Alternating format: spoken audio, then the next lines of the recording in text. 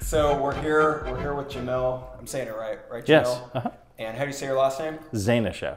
Zainasheff. And Jamil, you started paintballing in the mid-1980s, and right. You're from well, I don't know where you're from, but you started playing in the Sacramento area. Well, my first paintball game was in San Jose or Santa Clara, wherever. Oh, that's right. You mentioned that you've been playing at the Adventure Stadium. Yeah, I grew up in the San Francisco Bay Area, and my good friend Eric Arnold and it was Mike Pierce. We went to Taps. That was like, hey, there's this whole thing, and we went and we loved it, and that's really what started the whole thing. Gotcha. And you went with paintball. You went pretty strong for the next like five or 6 years from that point. You opened up several courses. You did some pretty interesting innovating, and then you got out of it. And today we're here at Heretic, your brewing company, and that's where you're at now. And we're just gonna kind of go through some of your history. All right. So, what was your field called? Shoot to Thrill. So we started with an indoor range, which was actually kind of brilliant because there were a few outdoor places, and they were just busy on Saturday, and that was it. With Shoot to Thrill, people had a place to go in the evenings during the week, and we were packed. Had a place to go and quickly knock out, a game or two in a couple hours. 7 days a week then? Or? Oh man, I think it was like Tuesday through Sunday or something like that. So we needed a day off because it was me and my good friend Eric Arnold who, without him I never would have done it. Now, was Shoot to Thrill the only field you ever ran, or did you have other stores or anything like that? Right, so we started out with the indoor range, which was a dense, almost maze-like, really dark and intense and adrenaline-filled indoor place. Super close quarters. Super close quarters, and you have to walk around a corner. We actually had SWAT teams that came out and practiced. Did training? Oh, and we lit them up, and then they didn't like it, and so they left. Sacramento SWAT came out, and they're like, be as crazy as you can, do whatever you can to take us out. And it's just like, I lit up their mirrors, I lit up their faces. I mean, like, I'm not gonna die, I know that, so I'll run at you and shoot at you. And they're trying to use like police tactics. Yeah, exactly. They're putting their mirror around the corner. I'm like, here's your mirror. So we did that. And then a great guy named Stan Van Vleck let us use 800 acres of his property. Right. Was this what eventually became probably Paintball Sam's, right? No, Paintball Sam's was kind of across the road. So this was Action. What eventually became Action? Off Ione Road, right? Right. We were, if you went 16, right, you turned right on Ione. That was our place. If you continued straight, you went to Paintball Sam's. Which was on the left. Paintball Sam's was very mountainous. Right, yeah, the up and down. And they tended to yell at people, so yep. They were, people tended to go to our place, and it was a bit of friction over that. But ours was like, just rolling fields, and then there was valleys, and there was everything there. It was amazing. So it was like survival sports, and then Shoot to Thrill, and then Action. Well, what eventually would become Action, probably. And then now it's West Coast Adventure Park. Now it's West Coast Adventure. It's still there. In business, yeah. Awesome. Both parks I have to go back out there. And they'll be like, "Who the hell are you?" I'm like, Well, it's changed hands several times. So like Paintball Sam's eventually became, what was it? The Predator Field, right? And then after that it was Infinite Edge, and then it got taken over by West Coast Adventure Park, which is the current owners. And now West Coast Adventure Park owns the Sam side and the Action side, so they own both places. But it's the land is all still Van Vleck owned. Right. They will never get rid of that land. And I'll tell you one of the greatest things about that family. And this is going to be a long video. You could edit this out. I'm not going to edit it. If it's all three of us, it's just going to roll. Yeah. One of the greatest things about the Van Vleck family is that you know, they own this massive amount of property, but it's all Highway 60 in that whole area. Right? Yeah, but what they believe in is that people should be allowed to use it and that they should be allowed to enjoy it. And so the fee that they charged us back in the day was like, well, for every person that comes out, give us like $2 or $3 or whatever it was, Sure. and drop it in our mailbox. And it's like, you know, honor system. And that was the father of the family who you were dealing with? Stan Van Vleck, yeah. So, more... Because he didn't want to, so the people before us, I guess, screwed him or whatever. Sure. He didn't want to rent to anybody. And then, or it was like an issue. And so one day, everyone all my people were just like, you need to go out and talk to him and just see if you can get it done. Sure. Like, all right. So I drove out onto his property, uninvited, knocked on his door, and he opened up, and he's like, yeah. And we started talking. And I petted his llama. That's not a euphemism. He actually had a llama that lived like, you know, in like a corral in front of the kitchen. So he'd open the kitchen window and the llama would like stick its head in, and he loved this llama.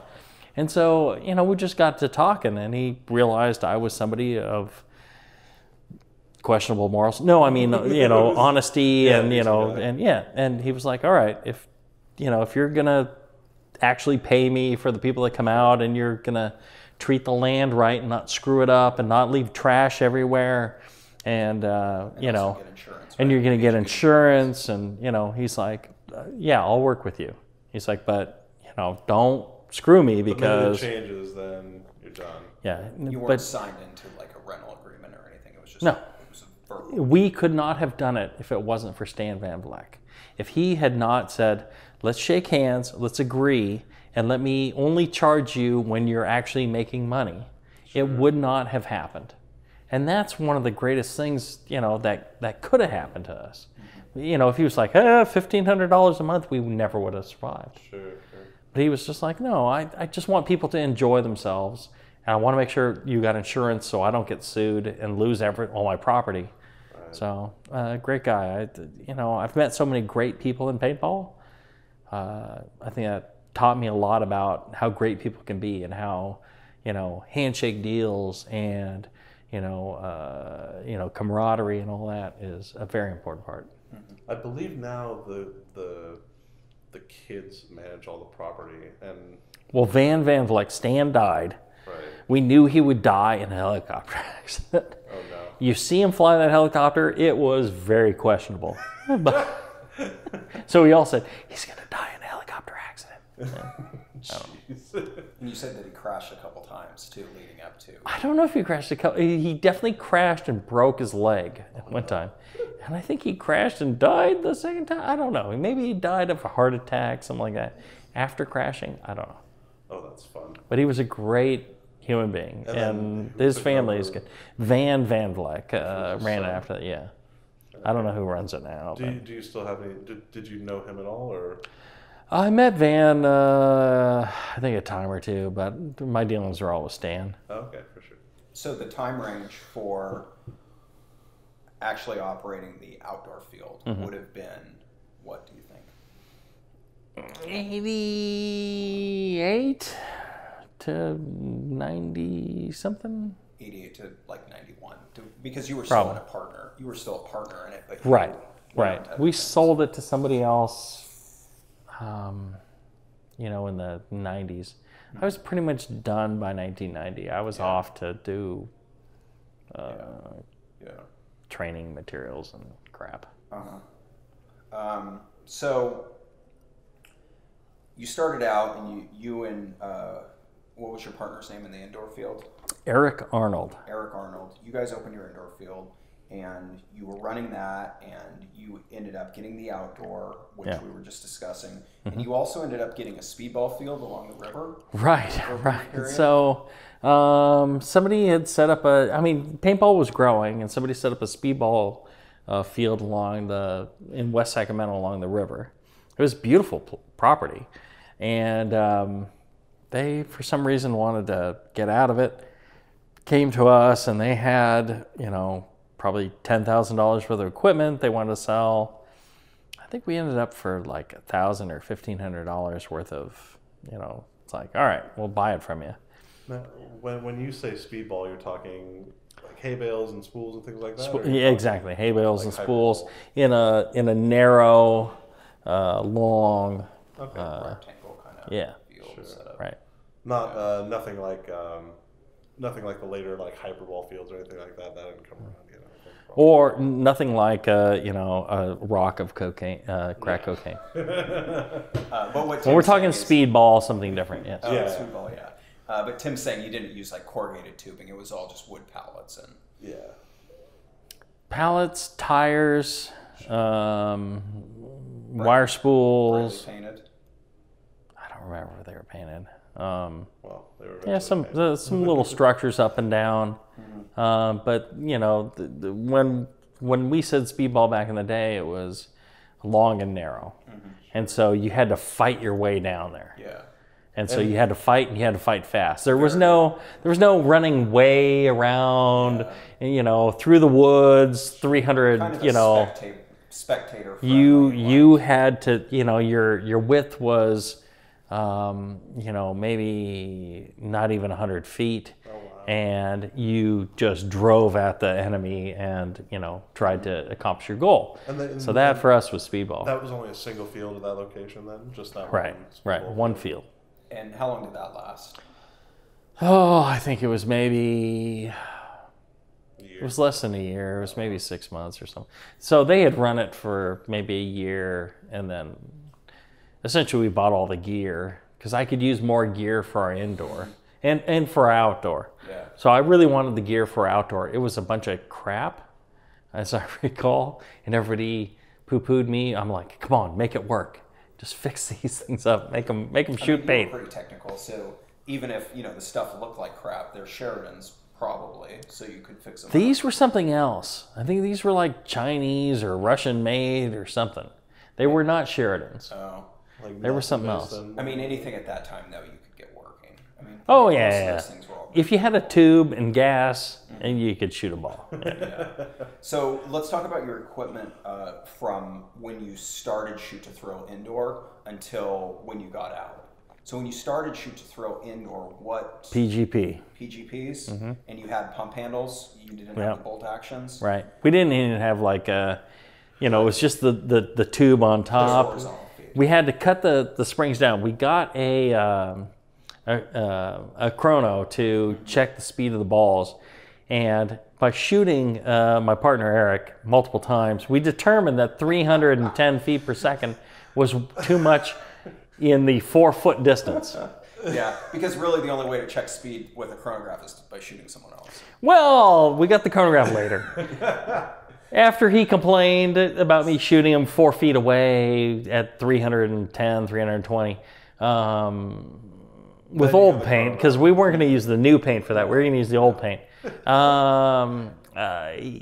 We thought, well, all right, let's cut the springs down. Let's So we would dial them into about 200, 180, something like that. Oh, so really low. Okay. Well, it would still give you a hell of a welt at, if from me to you, if I shoot you, it's like you get hit in the neck, you're just like, oh my God, it's going to be a week before this one goes away. So how would you deal with just walk-on players using their own equipment? We'd have them shoot through the chrono. Okay. And it's like, all right, turn them down. Yeah. And initially it was a problem, but eventually it got to everyone had adjustable. Of course, they'd turn it down, then they'd walk out and turn it back up. Yeah, before. And then you'd get lit up, and you'd have, the ringworm hickey for about a month. Oh, yeah, or longer. Well, the very first time, so we built the whole place, and then, everything was dialed up to the, it was stock out of the box. And we're like, let's go out, let's play a little bit. And we went, and somebody turned around the corner and went, whap, right there at like 300 plus. And I had fresh 12 gram. Yeah. Oh man, I had a welt like you wouldn't believe. They were saving up the gas on that one. I was just like, okay, yeah, we got to turn them down. We got just a touch. And instead of doing velocity adjusters on the back of the PGPs, you were just like cutting the springs and adjusting them. Yeah. Well, and because we had our stock guns, we had a set of rental guns that came with, the field fee and. Gotcha. And we were trying to expand paintball beyond. So there were the hardcore people, the people that were just like, look, if you shoot me with a bullet, I'm fine with that. Right? I just want to play. They don't want to play, right? So that was a lot of the people that were hardcore. But what we wanted was the common person that had kind of heard about it, and it was on the news, and the fluff pieces on the news. And what we wanted to do was get more of those people involved in paintball. We wanted to expand, want to draw in. Right. We wanted a school club, corporate people to come in. Exactly. Their whole group in there. Exactly. We wanted the normal, average, everyday Joe that was just going to try it or do it once or twice and then or maybe get into it to do it. We wanted to build paintball. We wanted paintball to be a successful, social thing. Right. And the more people to shoot at, the right. better, right? And so, right, if you shoot them at 310, 320 from 2 feet away, they're pissed. If you shoot them at 150 from 8 feet away, then they're like, oh, okay, well, that hurt, but that's fine. That was kind of cool. Take another couple of those before I leave. Exactly. Never come back. Our whole thing was, we really loved the whole concept of it. We thought it was great. We thought we could make a business of it, and we thought that let's have fun with it. Let's grow it. We think this is a great sport. It's not, and back then, again, as in like 1986, 87. Probably. It was seen as paramilitary, crazy people, trying to play war and, kill people. And we're like, no, that's not it. It's, it's people just having fun with your friends. Yeah. Have you ever slapped your friend or, pulled your friend's pants down or something? It's like, well, all right, it's the same sort of, horseplay. It's horseplay. Yeah, yeah. And as you can kind of see that in some of your pictures. You have people are wearing brightly colored outfits because camouflage isn't really necessarily going to work if you're doing indoor close quarter combat. And also you have those AGD masks. Like I saw one player with a red one. So. Right. Who cares? Yeah. It's not about winning and losing. It's about having a good time. Sure. Spending time with your friends, playing around, and having something to talk about afterwards. Hey, you came around that thing, you shot me. Oh my God, you scared the crap out of me. And then those stories get mutated into what we call the war lies years later. Exactly. Remember that one time that, no, it was different. No, right, I shot right. you, remember? Like, no. But when you're picking shells of paintball out of your eye, it's like, yeah, that was intense. So what about eye protection? You had those PMI masks, AGD masks with the UVEX. Yep. And also in some of the pictures that was the state of art. Yeah. At that would have been 88, I think, for those masks. Mm-hmm. Did you have just the goggles before that? Just the UVEX goggles before that? And then after that, you probably had the JT GSX or whippersnapper masks. People didn't like being shot in the face. Even if they didn't go blind, they still didn't like being shot in the face. It's not. A welt here is not as bad as a hickey on the neck is fine. Hickey right here is like, what the hell did you do last night? Or clown nose. Right. Now, when you had those fields going, were you? How many times have you been shot in the balls? Or a cup. Because I've been shot in the balls. So. Right. Luckily, very few times. It's not pleasant. Right. It's just like, how is that a thing? I mean, really. People ask me, what do I need to bring? And I say, get a cup, and I'll give you pretty much everything else. Right. Eye protection cup. Yeah. You can buy them at BacciPaintball.com. His used cup collection. Cups. Vintage cups. Not cleaned, completely. They retain their odor from 1987. There's probably a Japanese site that would really enjoy that. I'm just saying. Yeah, maybe they'll give me a link. So, back to the fields though, you had the shoot to throw, which is the indoor, and then you had the outdoor, which is where action was, and then the speedball field. Now, I'm not hugely up on the history like Dan is. Back in those days, were you like talking to other field owners at the time? Like, did you have networks that? Oh, you know, if you open a field, everybody showed up. Everyone else that had a field showed up, and they wanted to know what you were doing. And when you were small and unsuccessful, they were so much your best friend. And as soon as you started getting like a lot of customers, they were not so happy. So it's still cutthroat, you know, like it is today, or sort of, kind of. You know? Well, I mean, you know, it's the same thing in the beer world. It's, you know, it used to be that everybody helped each other. Right. And we all, you know, one of the things I love about the beer world is, you know, you would just, we're asking help from Russian River. Sure. We're going to go out there on the 15th and, you know, about a piece of equipment and how they run it, how we run it. Sure. And, you know, we help each other. That's, you know, that's the way it goes. That's old school now in craft beer. There's so many new breweries that are very cutthroat, and it's all about marketing, and it's like, oh, I hate that. You know, I'm with you on I'd that love too. to never sell anything in my life. I'd rather just create things, give them away, and go and watch some Game of Thrones or something. Yeah. Now, at that same time, what were the other fields around you? Do you remember? Paintball Sam's. It was like Paintball Hill around back then, like in Petaluma. Paintball Hill, yes. Yeah. They were there. We went out there. That's where I went and charged that guy, I think. Oh, the tournament. I went out and screamed at that guy until he like cried and shot in the air. Yeah. Gave up. Yes. Paintball Hill. Yeah. I remember them, yeah. I think Paintball Hill was open in 88 and 97.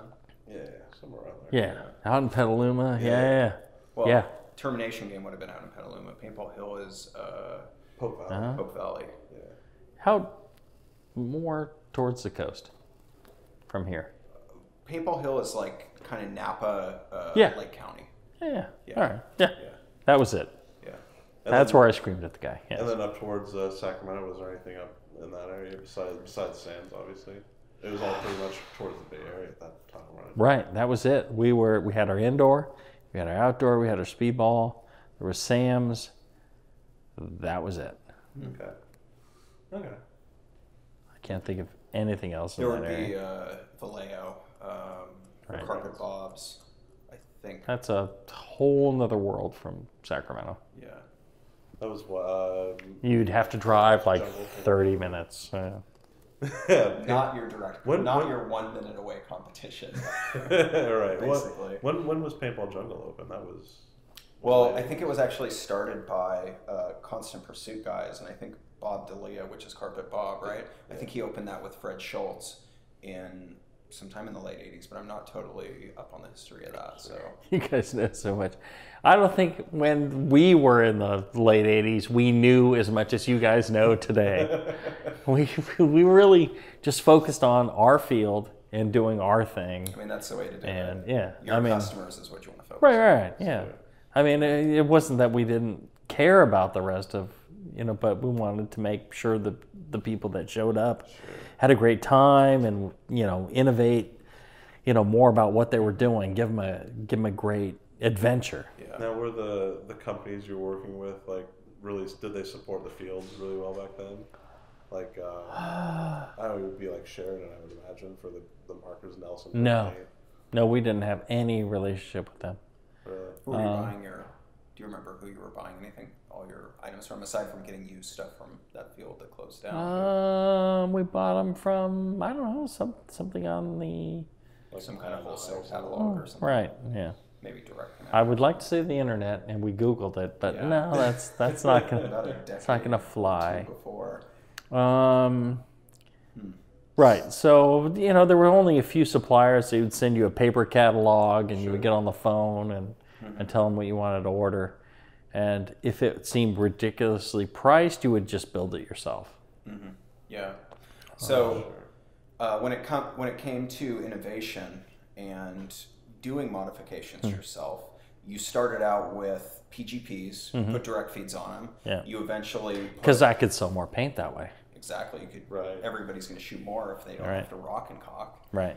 And then you were doing auto triggers, and you were doing you said that you put back bottles on a lot of the Sheridans. And what were some of the other modifications that you did, kind of leading up to when you got out?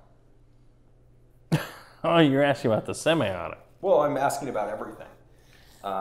Whatever somebody wanted done to their gun. So one of the things that we could do, Like, hey, I heard you could do this. Can you do right, that for me? Like, to sure. you know, take care of the business and bring business in was, Eric was more like front of house. I was the troll sitting in the office that Take care of with a bunch of hand tools would modify your gun. So he would sell somebody a modification to their gun, and he would come in and go like, well, do this to their gun, and be like, okay, I've never done that, but sure, all right. Like, let's have some fun.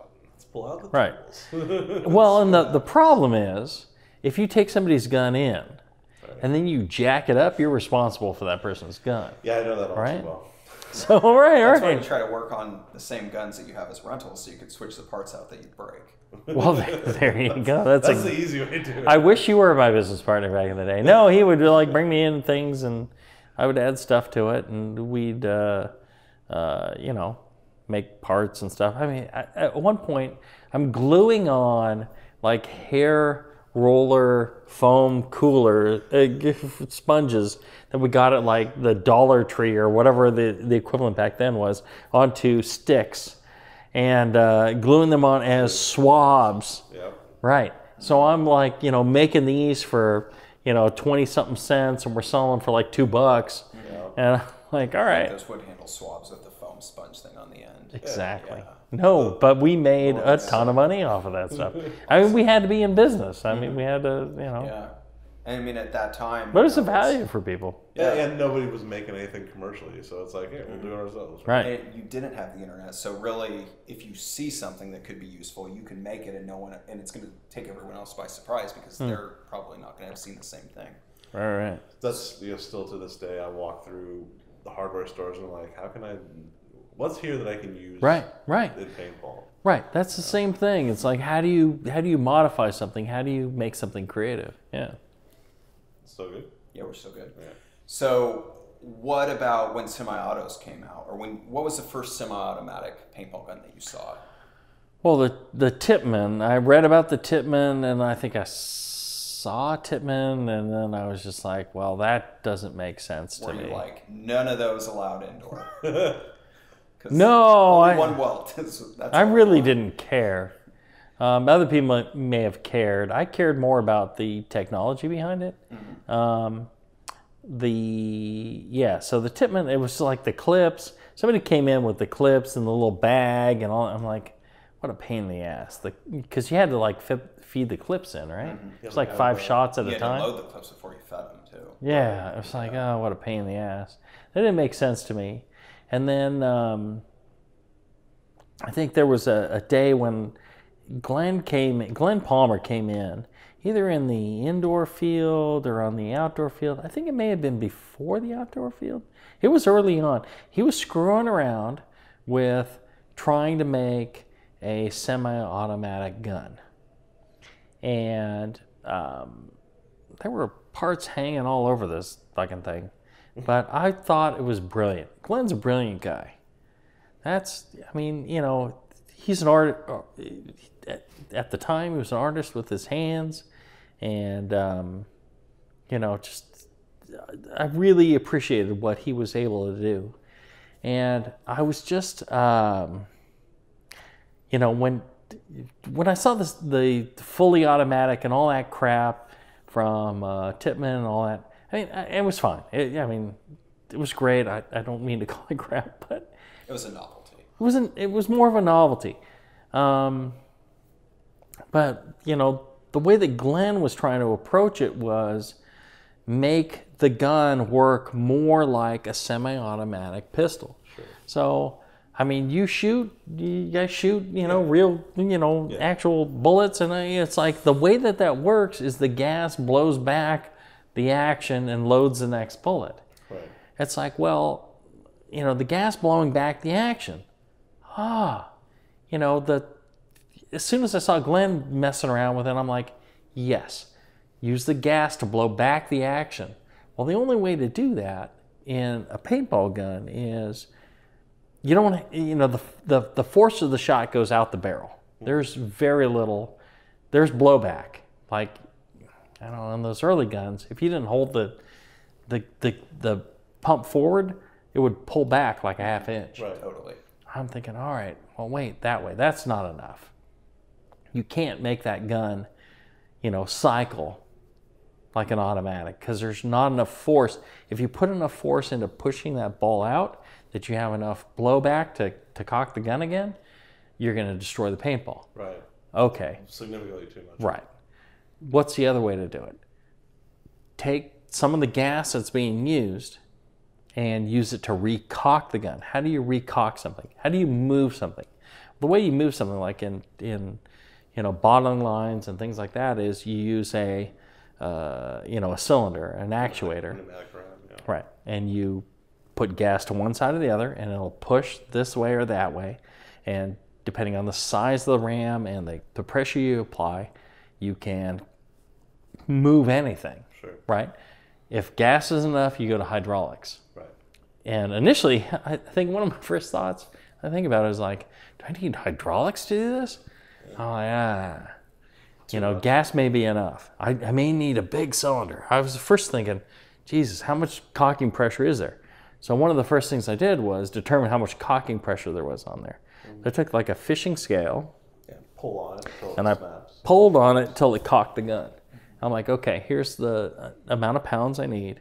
To find the spring. Right. So, the gas pressure I'm running at, the size of cylinder, all that was determined by that. I'm like, okay. So I upsized that. I'm like, I want to make sure this thing cocks nice and quick and tight. All right. And if you're running, a lot of liquid, you're shooting a lot of fast and your pressure is dropping, what will still cock at. Mm-hmm. So I did all that. And then, I don't know. And that's just a valve to open and close or to actuate the cylinder. And that was, so you did you do all the calculations beforehand? You got your spring weight. Yeah. And then did you just do it all on paper and then buy the parts based on that? Or did you just like trial and error a bunch of stuff?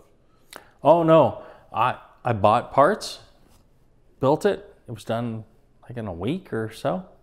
So I calculated it out. Yeah, did the math beforehand. Yeah. So you used the fishing scale. You figured out like what weight you need. You found a cylinder that would be rated for that weight, and you put it together. You figured out the weight that you needed. Right. You purchased your cylinder. You put it together. But what did you actually put it together on? Yeah, which stuff? Sheridan PMI 1. PMI 1. Yeah, I guess PMI 1 because you mentioned you took the top cylinder off. Right. Can you tell us a little bit more about that? So what I wanted was a really sleek gun. So the little tube that paintballs were supposed to feed in initially, I thought that was crappy, so I removed that. And then I built the regular inside the gun. And I removed the pump, and where the pump is, I built a gas regulator inside there using a piston made out of Delrin. I did that because it's lighter weight and it doesn't expand and contract like metal does as much, and so easy to work with. Easy to work with. Right. I was working with hand tools. Right. And so built that in there, and then the tube from the top, it came down. I cut it short because it had a little clip on the end. I put my actuating cylinder in there, and then soldered it back on the side so I could run the bolt, and then the actuator or the valve the three-way valve to determine that the gas is going either the front of the cylinder or the back of the cylinder. So all you need is gas from a regulator at the right pressure. Goes into this, and then it either goes one way or the other. Right. And those two ways you feed to the front of the bolt, front of the cylinder or the back of the cylinder to kick it back or kick it forward. And so that little valve, I found it on a McMaster car, and I was able to shave it down to fit inside the handle of the gun. It was essentially just a four-way valve, right? Yeah. And then putting two outputs and 2 vents. Yeah. Yes. And so I linked, one of the critical things was designing a link between the trigger and that valve. And the critical thing was making sure that was adjustable so that we could tighten it up or loosen it out, because what you want to have happen is you pull the trigger, the paintball fires. Once it's left the gun, you want it to cock back, drop another ball, cock forward, and then you're ready to go again. It's automating the action of pumping the gun. Yes, right. Exactly. So then, but that timing has to be right. How did you link the trigger to the 3-way? Do you remember? I think it was 2 pieces of threaded. You know, it was really fine threaded. It was maybe a 16th or 3/32 threaded rod. Sure. With clevis on the trigger and clevis. I think I drilled a hole through the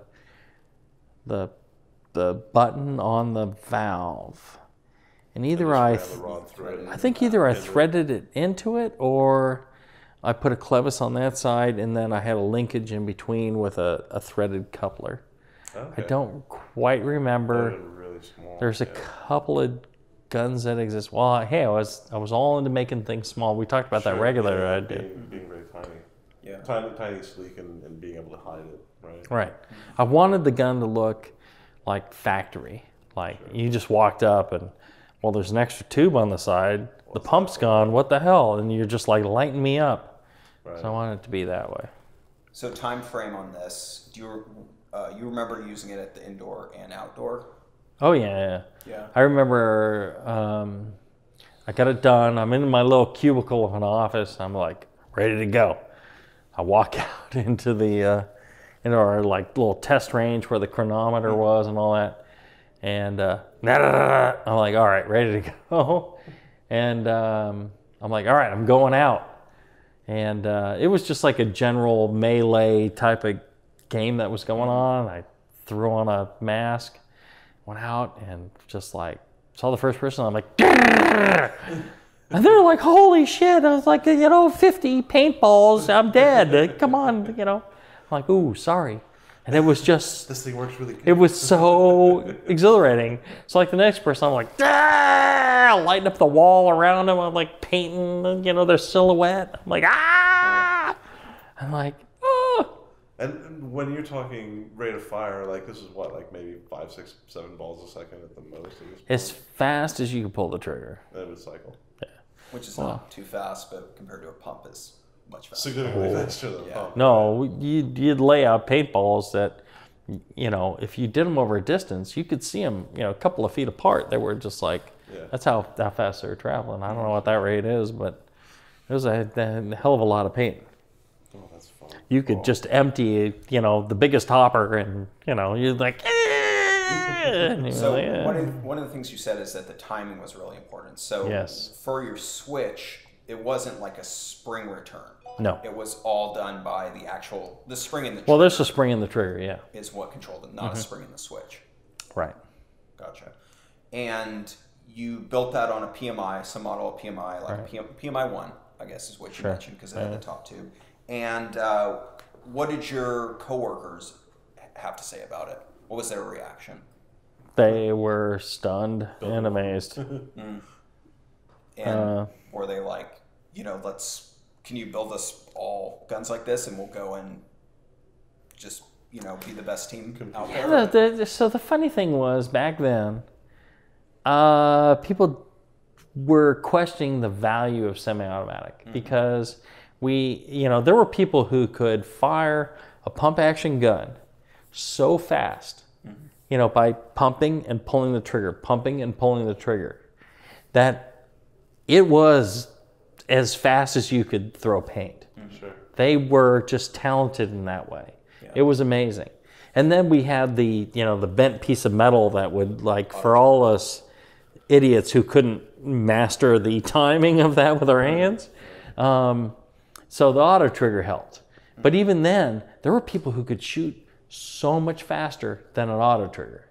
They could throw paint like you wouldn't believe. It was mind-bending how talented these people were at letting paintballs fly. Yeah. Sure. So they would all say, and even the people with odd it's like, I can throw paint faster than that. Why waste CO2 on, cycling it? Mm-hmm. Sure. That doesn't make sense. And, the gun's going to be more expensive. It's like, oh, all right, whatever. So we sold a few, and it was kind of, one of those things. Yeah. And you said you made, like a handful Yeah. of that model. But once you had yours completed, you mentioned that your teammates were like, or your coworkers or your buddies were Yeah. like, hey, let's go down to Southern California and play. God, I wish I could remember his name now. I'm so bad. Oh, he was such a good guy. He was kind of like a bigger guy. Kind of looked Hawaiian. You mentioned Pineapple Dave. I don't know if that was him. I don't think his name was Dave. I wish I could find Jason Babcock, because he could tell me who that was. So many great people. But he was like, well, let's go down to Southern California. Let's show it to Bud. And he knew Bud Orr somehow. And I'm like, well, all right, whatever. I mean, I didn't really care about selling anything, but I thought, well, if somebody would appreciate this thing, Yeah. and really, you just made this see really how thing. cool it is. Yeah. Let's do it. Yeah. So we went down. It's Southern California somewhere, and you say it was SC Village, probably, I guess. Long Village, maybe. That's where Bud would have had his right. gun shack. So we went down there. We stayed the weekend, I think. So we went there. Very first day, we're there, and everyone's tuning up their guns and taking a couple of test shots at the target range that's there. And so I walk up. I'm like, oh, let's make sure this thing's working. It was early. It was still prototype-ish. I'm like, I'm like, all right, working good. I'm ready for the game. And Bud came over. He's like, what in the world? He was like, that's really cool. He's like, can I look at that? I'm like, yeah. He's like, tell me about it. How did you do this? How does it work? He's a great engineering mind. And a great engineering mind, when presenting something that they haven't seen before, they want to deconstruct it, understand it, and really, improve upon it. Right. Not just like, he didn't want to copy something. He wanted to understand it and say, well, how do I apply that to my world? That's kind of part of the philosophy that Craig, taught me when I was working for him. There's always two questions you ask yourself when you're looking at a piece of equipment: is this the best it can be? Right. And how can I make it better? Right. Right. There's nothing you can't make better, I think. Right. But you say there's always a way to make a rounder wheel. Sure. I think it's just like, it's such a beautiful quote. It's like, that's very cool. But so he was fascinated by it, and he's like, well, I'm like, I could show you how to. He's like, could you take one of my guns and make that semi-auto? I'm like, well, yeah. I mean, to this day, I don't think there's anything I can't do, which is horrible, I guess. But I'm like, I'm all on board. If it's something I think is cool, I will work my ass off to make that happen. Yourself, your life can be much better. So. Right, but why not try and achieve greatness? Yeah. Right? Yeah. So I don't know if that's greatness, but I was like, hey, I'll do it. Sure. What the hell? What have I got to lose? Plus, he was like, what do you need? And right, yeah. He was like, what do you need to do it? Immediately, he shifted over to like, what do you need to charge me? What do you need to do it? Just tell me what you want, and I'll do it. Sure. And I'm like, well, I don't want anything from you. You don't have to pay me anything for it. Maybe a mil. Well, people are like, oh, royalties. I'm like, that's not why I did it in the first place. Sure. Because you're excited about it. I love it. Genuinely like something that you were it's like, cool. This is awesome. Right. Yeah. Why would you not do something cool if you could? So, no, he was like, whatever you need. So I'm like, well, give me 2 snipers and I'll go off and do it. And he was like, well, what else? He was asking me how I did it, and I'm like, well, hand tools in my office. And he was like, well, what else do you need? I'm like, I could really use a milling machine. And so he was like, well, here. So we went to his shop. He showed me all around and all the cool things they were doing. And he was like, here's a milling machine. We rented a U-Haul trailer, dragged the milling machine back to our shoot to thrill indoor place, put it up in the lobby where everybody milled around. And I did my work right there. And I made the regulators that go with it and just everything else and put it together for him. It was, understand, it was very crude. I made a sniper auto-fire. And made an auto-cocking sniper. Yeah, absolutely. And once Bud had that, then he made a much better version of it. I mean, he took what was very rough, and if I tried to sell that to you, you would be like, what a piece of shit. But he looked at it and he's like, okay, now I understand. This is rough. I can make it a better, I can make a rounder wheel out of it. And so he really went through and redesigned everything that I had done. He just needed to have that inspiration, that spark that showed him, what needed to be done. And as an engineering mind, he was like, well, here's what needs to be done. I know how to make that better. And so he really re-engineered the whole thing. Like we were talking earlier, the trigger changed. A lot of little things changed to support that, design. Because like the PMI was a swing trigger or a hinge trigger, and so was the Sniper 1 or 2 that you initially built it on. And when Bud came out with the production autococker or auto-cocking sniper, it was actually a slide trigger, slide trigger frame.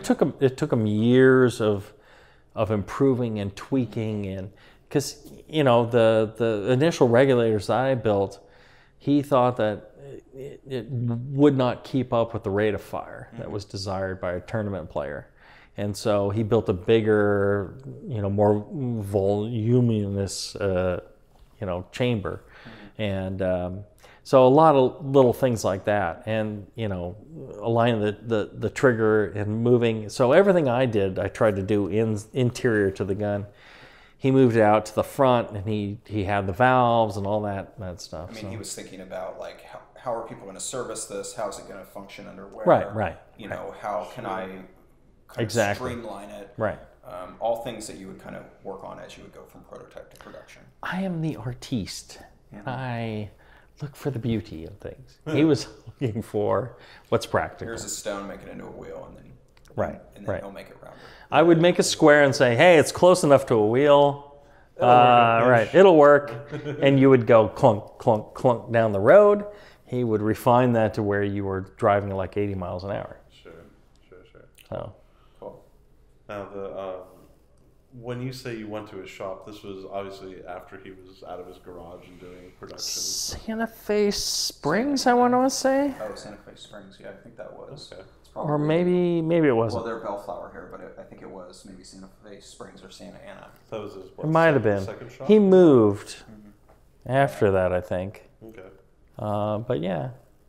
Well, what was his shop like back then? Just like a few rows of milling machines? You had a few people working for him? Couple offices up front. You went in the back, and he already had the CNC machine was over to the right. The CNC machine was new. Yeah. And he was really excited about that and getting that program. Was he the one who was doing all the coding on that, or did he have guys? He was doing it, and he had a guy. They were working together on the CNC machine, and he walked me through some of the other stations, and then they had a lot of racking for materials. So he already had this out. This would have been the summer of. I don't know.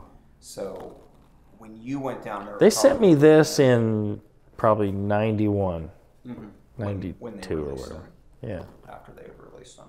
Gotcha. Cool.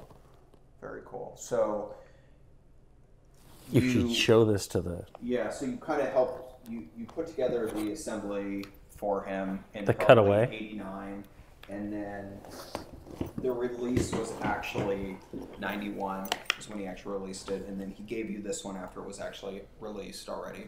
Right. This is 8,115, which would probably be 90, like late 91 to 92. Right. And what does it say on the side? Jamil, thanks for everything, Bud Orr. Cool. And it's gold plated? Well, gold plated. Gold plated. I don't think this is real gold. Could be. It could, knowing Bud, it could be. It could be. He was like, oh, don't fuck around with fake gold. I don't think he's going to write, thanks for everything, and then give you like a fake gold. Oh, it could be real gold now that you mention it, yeah. Yeah. That's, Bud he'd step up. He's that kind of guy. That's true. If it wasn't, it would, yeah, good point. Well, and my fine manual of... Yeah. So tell us a little bit about this manual. Because everybody has this was done after you got out of the field and everything, right? So you right. So later. Yeah, I probably was pretty much finished with the paintball field in just around 90 beginning of 90 or something like that. And we still had the fields. I had Jason Babcock. He was running it. We had people running it. I was like owning it and just trying to move on with my life and have a family and all that stuff. And so I was working as a technical writer because I had a writing degree. And so when Bud was like, "Hey, the gun's coming out," and I don't know how I got into it. I'm like, "Sure, I'll write the manual for you." And so I wrote the all 20 pages. Look at that. Can you tell us a little bit about your designer notes and also your diagram right there? It's pretty advanced. Oh, my diagram. Hey, you hand draw this on a Mac from 1990. That's pretty good. That's decent. Does it not look like the gun in question? Proper. I mean, if somebody held I submit to the court. I submit to the court. That's the gun right there. Could you not identify the items 1, 2, 3 through 17 the barrel, on the gun involved? Pretty sure I can identify the barrel. So. All right, I'm just saying. Now, and then when he sent you this one, yeah, did he send you this one at the same time, or was this before? I have no idea. Can't remember. I'm just like, oh, that's cool, Bud. Send me a gun. I really like stuff like this. This is cutaway. That really shows what's going on. Yeah, right, isn't that cool? This I thought was really cool. This I thought was sweet. Dan would know better than me, I think. These were like demo guns, right? They sent them out with the guys to do training for stores. I'm not really sure how they came about, but I do know that they are stamped with a unique serial number. So, for example, this one is number 8, right? Yeah. And I know Ryan Podesta at 31st has one on his wall that's hanging up. Oh, really? I want to say number 4. He's got a shop in He actually sent me an earlier cutaway. And then I think he wanted it back, or I give it back, or something like that. And he's like, I'll send you another one. Oh, okay. So there was like an earlier one that was... That had probably these parts on it, like this, yeah, the brass pieces. Right, I think so. Instead of the aluminum ones. Right, he did cutaways even in the late 80s, because I know one of the issues, one of the paintball magazines had one on the front. He sent me a real early one when we were working on it. And we would back and forth about challenges that he was running into. My original design of the regulator, it was way too small and not keeping up with the flow demands. Sure, and higher rates of fire, obviously. Yeah. It just needed more volume, basically. Right.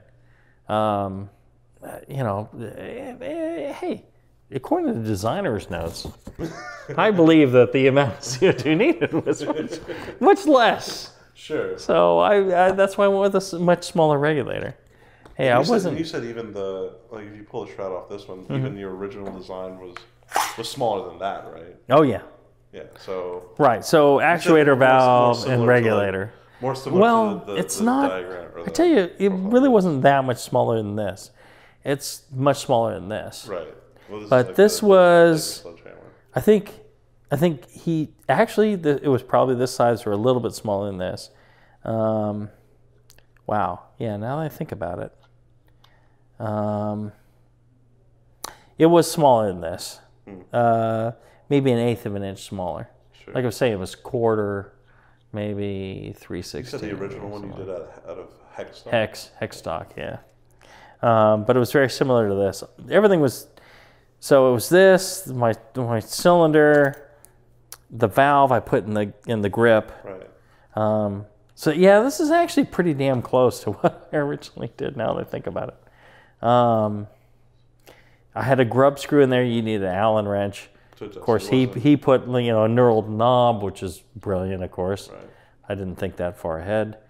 This was inside there. And this was, and he ended up coming up with a much smaller actuating cylinder.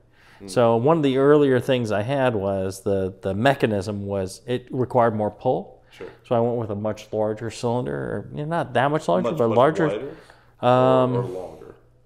Wider. Okay. Because you needed a wider cylinder, but there's room here for it.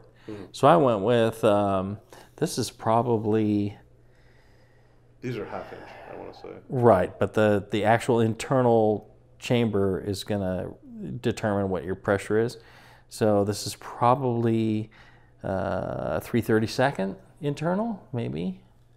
It's the same as this one. These are... What's the internal on that? The O-ring is number 10. What's the measurement on that? So... I'll find out for you in a second. I mean, I went to I think I may have gone a little bit bigger than that. So he narrowed this down. And I think he also changed the amount of force that was required to pull this. I mean, I think I remember having conversations like that. It could have been that the actual bolt style maybe was different, and that could have right, because changed the force required. The ones earlier than this would have had you pull it like this to open rather than pull the QD pin out. So it could have been. The number 10 is 0.379, so in inches. Right. I guess the force would really be mainly the spring. Yeah, right. And that would just be a Sheridan spring. So although it could be cut down from the Sniper 1 to the Sniper 2. You're going to make this working for me so I can go out and light some people up? I can go through that if you Ever want. saying? Yeah, that's not a problem. I actually rebuilt, what was the gun that I rebuilt for you? It was the Navarone. The Navarone, yeah, that had the original parts on it. Yeah. The Dan has like a bucket full of these that got pulled off of guns because they were known for being inconsistent, right? Or well, the original ones too, because so this is actually an updated piece here. So the first generation of this LPR had real coarse threads, and so over the course of the game, adjustment it would, like back off. Way, So he changed the later design to have this real fine thread, so it took a lot more turns to adjust it out of spec. So. I think the Navarone one was like that coarse thread. That you get that thing firing for me? I don't think it's ever been fired. Oh yeah, that shouldn't be too difficult. Do it and get me hooked up, and I'll go out and shoot some people with it. Got a little red lock. Probably in the parking lot. I'm really not going out into the field. I'll drive up. As long as they're wearing the mask. I'll roll down the window. Chop, chop, chop. And I'm like, all right, thanks. Just like a shoot to thrill. Yes. It'll be a drive-by and shoot to thrill, yes. Oh, did you guys really? Oh, we believe it was another field owner that came by and shot up our place with a 9mm and I didn't hear that story. burned our hut down at our outdoor field, cut the sign down at our outdoor field with a chainsaw, and took the government sign that said Ione Road and pulled that out as well. A little bit of sabotage. We don't know, but it was probably one of the fields nearby us. I'm just saying. Jeez. They said there wasn't a whole lot in Sacramento, so. Yeah, it's pretty obvious who was doing it, but whatever. I still love all the people I ever met in paintball. I don't think there is a person in paintball I would ever regret meeting. I really don't. I think, it's passionate, fun people that are creative, smart, want to live life a little bit more out there instead of just plodding through life. I mean, you have to be a little daring to go out and play exactly. in the first place. Right. So I love that. Yeah. That's what life's about. That's why I found it so fascinating, so exciting. I wanted, something more. Now, so you had went and saw Bud down in Los Angeles, and that's A couple of times. when he had asked about automating one of his systems. Did you ever see Glenn's stuff that he was doing originally, like his Hurricane Camille or any of the other ones? Well, He was obviously in the Sacramento. right. No, we saw it. We saw it at the field. That's what you remember saying. Right. I remember seeing it and inspiring me. I remember looking and seeing him. It was prototype. It would not fire more than, a ball or two, or, there were some problems with it, I remember. So it was early on. I know he perfected it afterwards, but I know early on it was just not quite 100%. And then they had a lot of crap hanging off of it, which is not Glenn, because he's an artist kind of guy, sure. Right? And so, but I remember I was like, badass. It was still better than, pumping. It was still better than everything else that I thought was out there. And I'm like, how can I do something? How can I make a semi-auto that will, be internalized and not externalized? I want it all internal. Yeah, I don't want crap hanging off. I want this thing to be sleek and badass. And but seeing it, I'm thinking, well, here's gas operating the cocking and return of the bolt. I'm like, okay, use a actuating cylinder. Okay, well, and that's all I need to know. And I'm like, okay, all right. Like, I can take this idea and run with it. Yeah, put a valve to operate the cylinder. The tough part was scaling everything down to fit inside the gun. Sure. Yeah. You said the parts that you had originally were just from the I was a little disappointed. I mean, I love Bud, and I think a brilliant guy, and everything that they did, clearly much better than I ever could have done. But I was a little disappointed that there was this thing up the front with all the stuff hanging off of it. I want it all internalized. I want it to be, just looks like a gun. And you just pull the trigger, and it's like, well, I don't know how it works. It's magic. I want it to be more magic than, well, here's all the pieces hanging off the front. Sure. And that's when Glenn finally did his Typhoon, where everything was kind of like the original design that you did, where the regulator is in the lower tube and the front the ram is housed on the side in another tube that's hidden in the frame. That was after my time, I think. Yeah, I mean, but that's basically where you were going with that. Right. It's like he just took that idea and ran with it. Right. Bud took his aluminum sniper that was more customizable and was like, okay, I'm going to do it this way, and split and went his own direction. Right. Whereas, like, this is been around since beginning of paintball almost. Right. This paintball in here has been there since the beginning of paintball. A nice white one that's it's still there. It has not dehydrated. It has not, But it's like part of the demonstration. Whereas thought it would just gone to goo inside the gun by now. Yeah. So like where Glenn took his design and went very much with the Sheridan styling and the brass tubes and everything. Right. Glenn... he made beautiful stuff. I mean, there was like polished brass and nickel-plated. Nickel-plated.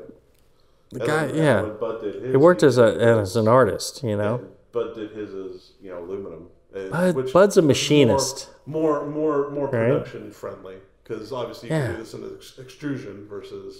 Bud's a practical machinist. Right. And then everything Glenn did was all handmade, custom ordered. Glenn's, What do you want? I'll build it for you. Exactly. Right. Absolutely.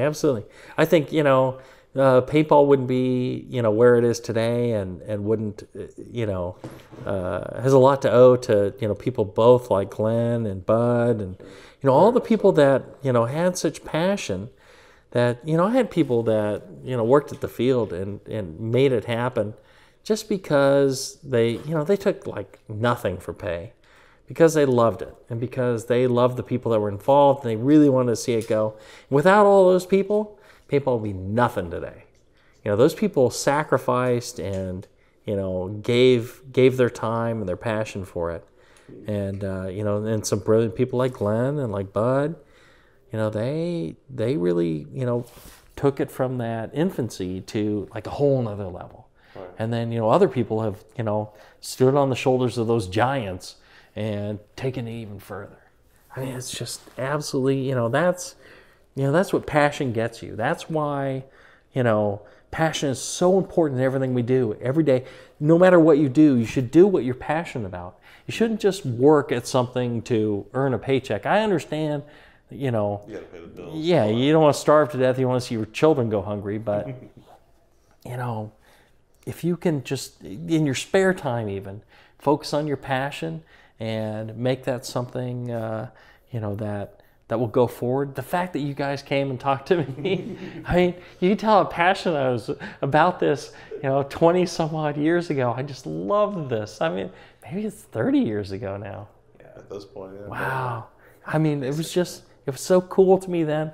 I loved it so much that I put my heart and soul into it. And I never got paid for it, but I don't care. I'm still happy that now it lives on, that anybody cares that I did this, you know, that many years ago, and that they're reaping some sort of benefit from it. Great. I'm all about it. I love it. That's awesome. The best. Cool. Well, thanks for hanging out with us for like 5 or 10 hours. Whatever it was. Well, I probably kept you longer than you wanted, but no, I mean, I don't mind staying. It's so fun for me. Yeah. Thank you. Awesome. Thanks for joining us, Tim, and offering your technical expertise. Right. Well, and so when we go on shooting, when we line people up? You can go on Saturday if you want. Davis big game. Is my gun going to be ready? You can get it done tonight. It ain't gonna be that long. I mean, on that one, probably all you need to do is replace the switch O-rings and the LPR O-rings. Yeah, that's easy. Probably your RAM is. I need gas. I need paint. I need a hopper. I need all the rest. I got that. It's fine. You got to set me up. I mean, that's fine. That's not hard. I got to borrow somebody's stinky protective gear. Some cup. I need to borrow one of your cups. BacciPaintball.com. I mean, really, I got to protect the jewels here. No, I actually don't care if I get shot in the balls. I got 2 kids already. I'm done. You're good. Yeah, I'll just let them. I'll go commando. I'll let them swing free. Great. That's awesome. Yeah, seriously, the Bocce Mountain in a couple weeks. You want to come and play pump? Hell, you can probably play with that. It's fine. I'll ask you about this. About the same. It's gonna be about the same speed. But actually, it will light you up even more if you're shooting that though, because it's gold. Right. So. You see the blink through the trees, right? Yeah. Jeez.